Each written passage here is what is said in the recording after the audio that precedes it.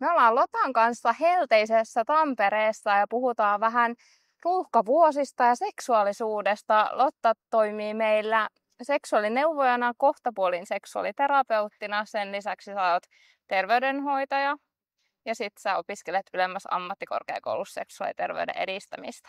Kyllä. Mistä sä haluat ottaa tänään puhua tai miksi me ollaan tämän aiheen äärellä, ruuhkavuosien ja seksuaalisuuden äärellä? No ihan sen takia, että mä ajattelen, että ruuhkavuodet käsittää aika suuren osan väestöstä jossain vaiheessa elämää. Ja se on semmoinen teema, mikä paljon näkyy tuolla meidän vastaanotoillakin, että ihmiset haluaa tulla vähän miettimään ja tutkailemaan, että kukas mä oonkaan ja missä se mun ehkä kadoksissa ollut seksuaalisuus onkaan. Niin, ajattelen, että raskausaika varmasti, just niin kuin tiedetään, niin ehkä siinä unohtaa vähän, no siinä vielä oma itse ja oma keho voi olla tosi tärkeä, mutta ehkä siinä vauvavuoden aikaan niin se oma seksuaalisuus jää vähän luonnollisesti ehkä taka-alalle. Se oma keho ei ehkä tunnu omalta ja siihen ei ehkä halutakaan tai jaksetakaan kiinnittää niin paljon huomioon, mutta jossain kohtaa herätään siihen, että kukas minä olen ja mitäs meidän parisuhde esimerkiksi voi. Niin, miten, kun sä sanoit, että se näkyy siellä vastaanotolla, mikä on se yleisin syy, miksi hakeudutaan seksuaaliterapiaan? No kyllä se on se haluttomuus tai halujen eriparisuus. Ehkä tykkään enemmän itse puhua siitä, että jostakin syystä on ehkä kadottanut just sitä minuutta ja kuka minä olen, mitä minä haluan ja mistä mä sytyn. Ja ne on voinut tosi paljon muuttuakin siitä, mitä on ollut ehkä nuorempana ja mitä sitten ehkä niinku sen raskauden ja sen vauvavuoden jälkeen. Ja sitten kun se arki on hektistä ja siellä on paljon liikkuvia osia, niin sitten voi helposti unohtaa sen kaiken. Meillä oli vähän ajatuksena siitä, että puhutaan yleisesti, että millä tavoin sitä voi alkaa sitä omaa seksuaalisuuttaan minäkuvaansa löytämään. Ja lopuksi jaetaan muutama harjoitus ehkä tähän liittyen, joten kannattaa katsoa video loppuun saakka. Mutta ennen kuin mennään näihin harjoituksiin tai siihen, että mitä se käytännössä sitten tarkoittaa, miten se näkyy, niin kerroksä sä hiukan itsestäsi tähän alkuun? Joo, eli mä oon Lotta ja seksuaalineuvoja, seksuaaliterapia-opiskelija ja mä oon nyt yli 10 vuotta, 15 vuotta työskennellyt terveydenhuollossa eri ikäisten ja eri taustasta tulevien ihmisten kanssa ja jotenkin se seksuaalisuus siellä on ollut aina se teema, minkä kanssa on ollut tavalla tai toisella tekemisissä ja se on jotenkin itselle tullut semmoiseksi tärkeäksi ja sen takia sen parissa halusin lähteä opiskelemaankin lisää ja tekemään tätä työtä. Mitä seksuaalisuus tarkoittaa sulle? No se on ihan sitä kaikkea, mitä me ollaan. Sitä, mistä me tykätään ja millaiset asiat meitä kiinnostaa ja millaisia me ollaan ihmisinä ja mitkä asiat tuo meille iloa ja nautintoa ja mitkä on meidän voimavaroja ja kaikkea sitä. Eli tässä videollakin, kun me puhutaan seksuaalisuudesta, niin me ei ole tarkoitus niitä pienten taaperoitten tai 5-vuotiaiden äitejä saada kävelemään korkokengillä ja olemaan jotenkin verkkosukkahousuissa ja mitä me yleensä sitten jotenkin usein törmätään siihen ajatukseen, että seksuaalisuus on jotenkin huokuu itsevarmuutta ja semmoista eroottisuutta ulospäin, mutta sehän voi olla, eikö niin, että just sitä itsevarmuutta, hyvää oloa itsensä kanssa, mutta sitten sen ei tarvitse olla mitään, mä haluaisin käyttää tämmöistä yliampuvaa sanaa, mutta mä en ajattele sitä silti, että se on toisilla yliampuvaa, mutta ehkä tähän yhteyteen nyt sopii jotenkin kuitenkin.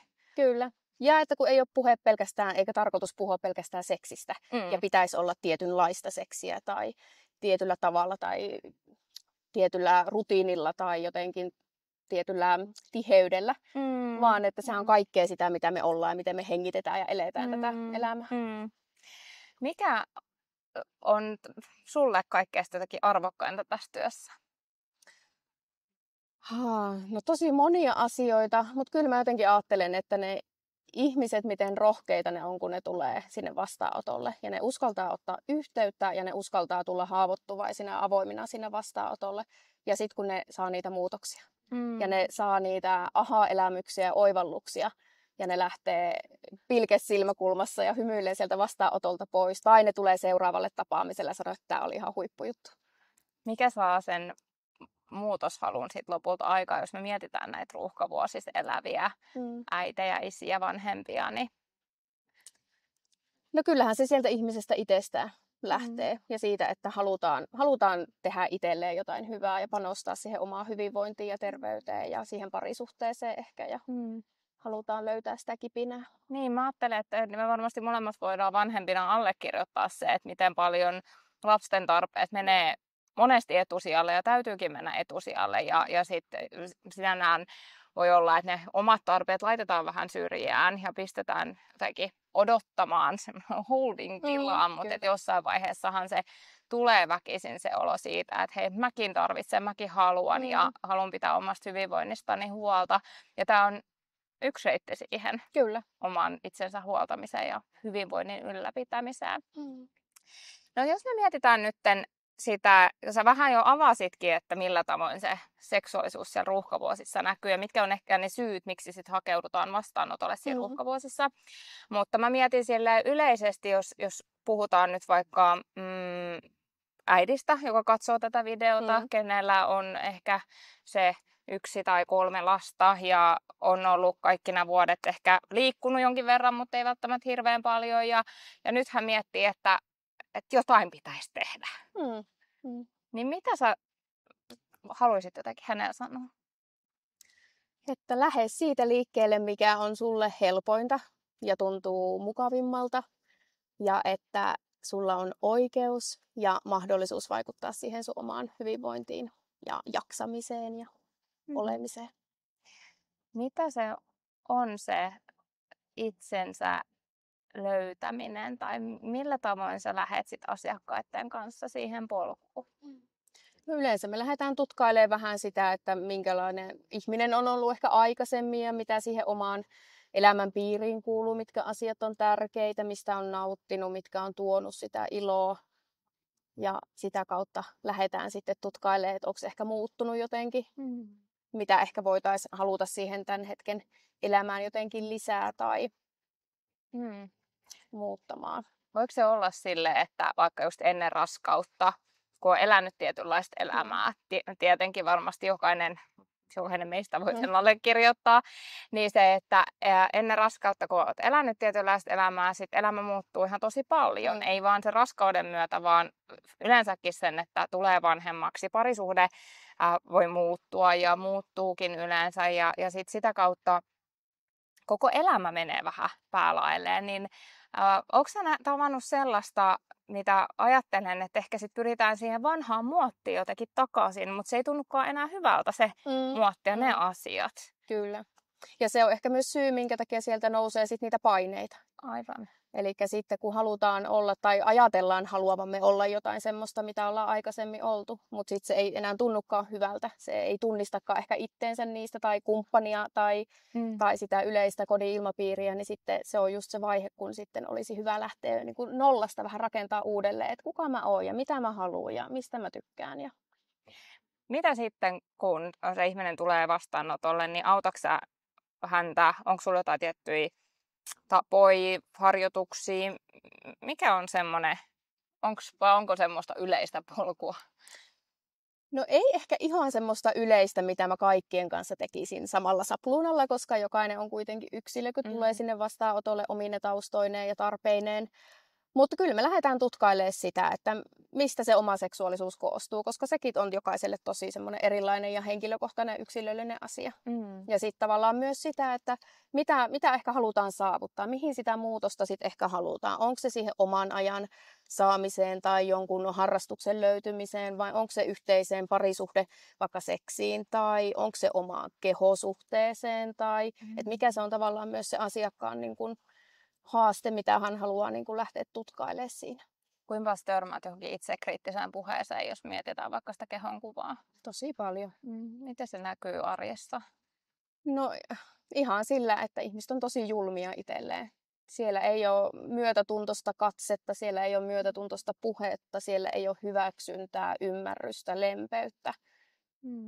Ja sitten jos ajatellaan, että miten me yleensä puhutaan ystäville ja rakkaille, niin se on musta aina hirveän hyvä semmoinen niin kuin vertauskuva, mitä mä asiakkaidenkin kanssa käytän, että sä kerrot just itsestäsi tällaisia asioita, että sanoisitko sä sun puolisolle näin tai sanoisitko sä sun kaverille näin, joka olisi ollut samassa tilanteessa. Ja siellä yleensä aina näkee oikein, kun ne lamput syttyy päässä, että totta. Toi on ihan totta, että varmasti itseään on paljon helpompi kritisoida, että ei sanoisi koskaan muille ääneen sellaisia asioita, miten itselleen puhuu. Kyllä. Ja se oivallus on tosi tärkeäkin ehkä sit siinä omassa prosessissa ja omassa muutosmatkassa, että ymmärtää, että hetkonen, että en mä halua puhua näin muillekaan, niin miksi sit itselleni puhuisin. Muuttuuko se, huomaatko se konkreettisia muutoksia sit jo niissä käyntien aikana? Että se oma sisäinen puhe vaikka muuttuu myötätuntoisemmaksi tai lempeämmäksi?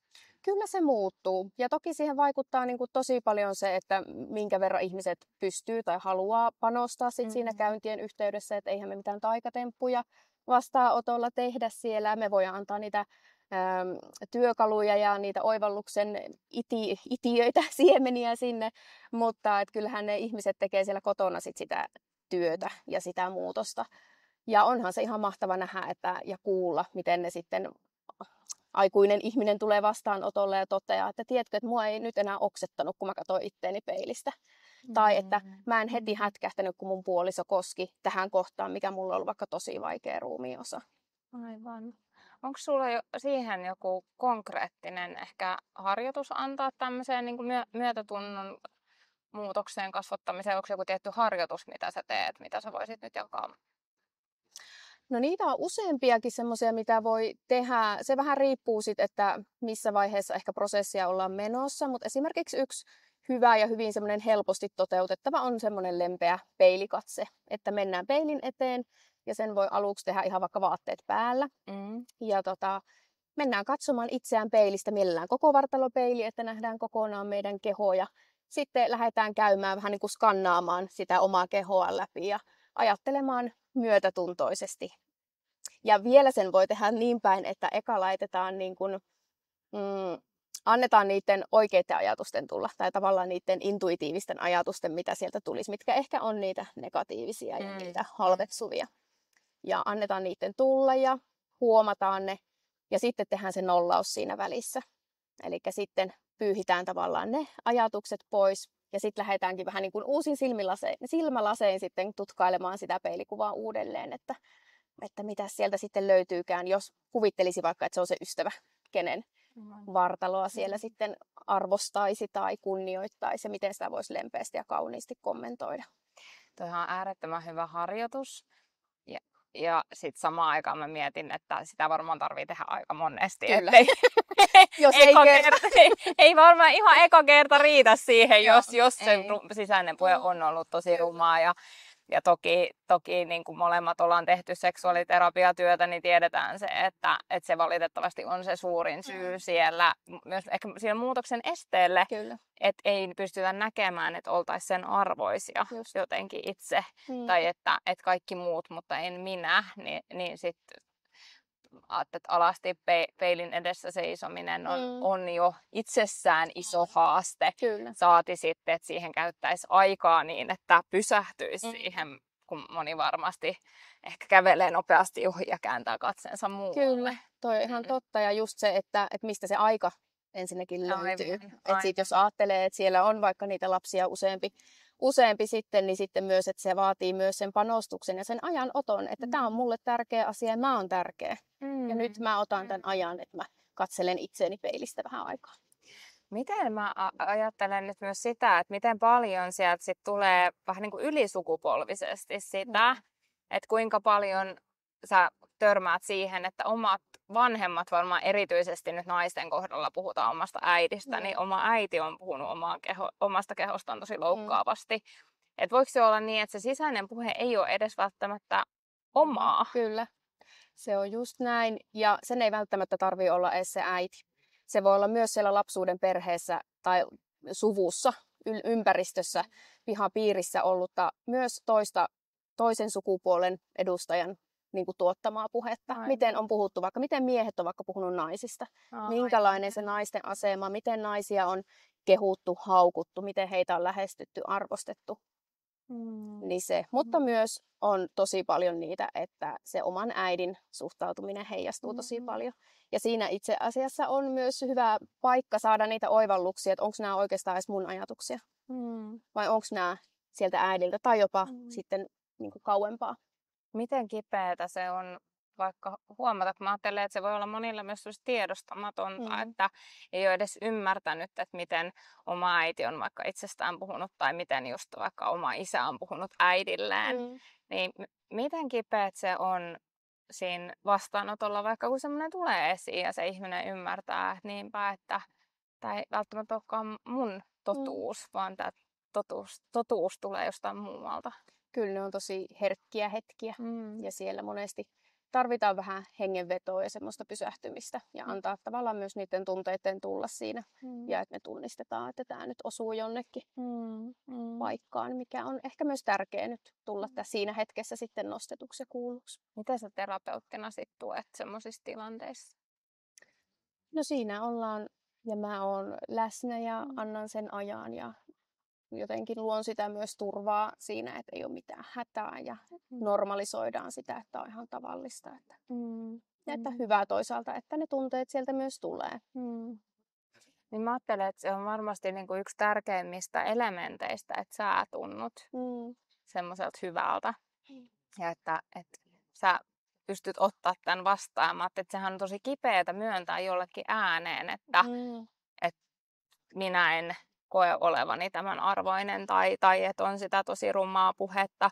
Ja sitten mä mietin myös, että se voi myös pelottaa, että sit sä oot niinku vastassa ja jos sä ootkin tosi itsevarma ja tosi jotenkin, että pystytkö sä kohtaamaan edes tätä mun kipua. Mä ajattelen, että voi olla semmoinen ajatus, mikä monilla tulee. Kyllä, ja häpeä on siellä niin kuin paljon läsnä ja just se, mutta sitten taas mä jotenkin aina haluan uskoa myös siihen, että sitten siellä se ammattilainen, tässä tapauksessa minä siellä toisella puolella, että pystyn myös luomaan sen olon sille asiakkaalle, että hei, tästä on ihan ok puhua ja mä kestän sen sun pahan olon tai sen häpeän tunteen tai sen ahdistuksen, mikä siitä tulee ja sitten me voidaan yhdessä sitä purkaa ja käsitellä siinä. Miten se sitten näkyy parisuhteessa, jos on tämmöinen tilanne, että on vaikka vääristynyt kehonkuva ja heikko itsetunto ja ehkä paljon väsymystä ja just nämä ruuhkavuodet aiheuttaa sitä, että kaikki tuntuu vähän kuormittavalta ja kaikki tuntuu vähän, että pitäisi suorittaa ja kaikki vaatii hirveästi ja pitäisi tehdä totakin ja pitäisi tehdä tätäkin ja paljonhan me kuullaan sitä palautettakin siitä, että varsinkin pienten lasten vanhemmat kokee esimerkiksi median tosi painostavalta tällä hetkellä, että mun pitäisi muuttua, pitäisi tehdä. Ehkä tuollakin nyt jollain ajatus, että no niin, nämäkin asiat mun pitäisi tehdä tämmöisiä harjoituksia. Niin mitä sä haluat tähän sanoa? Ei tarvii. Ei tarvii. Niin yksinkertaista. Eiköhän me lopeteta sitä. Niin, mutta se ei ole niin helppoa. Se ei ole niin helppoa hoksata sitä ja tavallaan hyväksyä, että ei mun tarvii olla sitä, ei mun tarvii suorittaa. Ja siis se, kun kysyit, että miten se näkyy siellä parisuhteessa, niin sehän näkyy siinä, että erkaannutaan ja tulee sitä, ei oikein, tulee pahaa oloa ja tulee ahdistusta, ei haluta olla toista lähellä. Seksi ei kiinnosta. Ja sitten siitä alkaa taas omanlaisensa sitten jatkumot, mitkä sitten, että siellä ajattelen, että me ollaan aika usein sitten vastaanotolla myös pohdita, että mikä on niin kuin muna ja mikä on kana. Että kun aletaan miettimään sitä, että jos on haluttomuutta tai haluja eri parisuutta, niin onko se pääsyy vai onko siellä taustalla esimerkiksi nämä kehonkuvan tai jonkun kiireen ja stressin tuomat asiat, sitten, mitkä sinne vaikuttaa. Aivan. Onko monilla sellainen olo, että kumppanin takia pitäisi jotakin muuttua? No. Kyllä se vaan elää aika sitkeessä niin kuin ihmisissä ja jopa sukupuolen katsomatta. Okay. Mutta ehkä niin kuin sitten naisissa se jollakin tavalla niin kuin näkyy herkemmin ehkä tai useammin se, että ja sit asioita halutaan just suorittaa ja miellyttää. No onko sulla pariskunnin jotain harjoitusta? Mä ajattelin, että aluksi vähän luvattiin, että videon lopussa annetaan jotain konkreettisia harjoituksia. Nyt meillä tuli tämä myötätuntoinen katseharjoitus, mutta onko sulla sitten vielä pariskunnille, kumppaneille jotain yhteistä harjoitusta, millä voitaisiin lähteä tutkimaan tätä ehkä omaa seksuaalisuutta, mutta sitten sen kumppanin avulla? No mun ihan lemppari on läheisyys- ja kosketusharjoitukset. Okay. Ja ne on jotenkin hirveän mukava tapa lähestyä toista ja sieltä, koska sillä monesti niissä tilanteissa on myös se, että se toisen lähestyminen voi ahdistaa, koska siellä on se pelko ehkä siitä, että pitääkö mun nyt sitten mennä tekemään seksiä, mitä mä en ehkä halua, mihin mulle ei halua. niin näiden läheisyys- tai kosketusharjoitusten tarkoituksena on saada sitä toista siihen lähelle ja sille yhteiselle kosketukselle ilman, että siinä välttämättä on painetta mihinkään sitten sen intiimimpään tai seksuaaliseenkaan kanssakäymiseen. Miten se konkreettisesti tapahtuu, tämmöinen harjoitus? Siinä tehdään ympäristö mukavaksi, varataan 15-30 minuuttia aikaa, vähän riippuen minkälaisella tahdilla ja intensiteetillä sen haluaa suorittaa. Ja siinä on ihan sitten mielikuvitus vapaa tavallaan, että miten se pari haluaa sen, onko se kynttilät tai onko se rantapiknikki jossakin tai mökin pihalla tai mikä se onkaan se paikka, mutta semmoinen miellyttävä rauhallinen paikka siihen ja puhelimet pois ja semmoinen kiireetön ilmapiiri. Ja sitten vuorotellen makaamaan maahan tai siihen sängylle tai sohvalle ja sitten lähdetään koskettelemaan sen toisen ihmisen kehoa siinä eri lailla sivellen, silitellen, taputellen, kevyesti puristellen, mutta kaunista lempeätä kosketusta ja tarkoituksena on tunnustella, miltä se kosketus tuntuu ja antaa sille mahdollisuus, että toinen tulee siihen lähelle. Ihana, jotenkin tuommoinen konkreettinen esimerkki siitä, että miten voi. Mä ajattelin, että just kun sanoit, että voidaan ajautua vähän kauemmas toisistaan ja se läheisyys lähtee sieltä parisuhteessa, niin uudestaan sittenhän se voi tuntua tosi vieraaltakin alkuun. Kyllä. Ja sitten siinä on se, että jos se oma keho tuntuu haastavalta, niin jotenkin sitä, että sille on se aika ja paikka ja se, että se ei ole mitään ohimeneviä läpsäsyjä, mitkä voi tuntua ehkä ahdistavalta tai että mennään suoraan asiaan tai muuta, vaan että se on sitten semmoista viipyillen ja ajan kanssa siihen kehoon ja kehon reaktioihin tutustumista ja kuuntelua.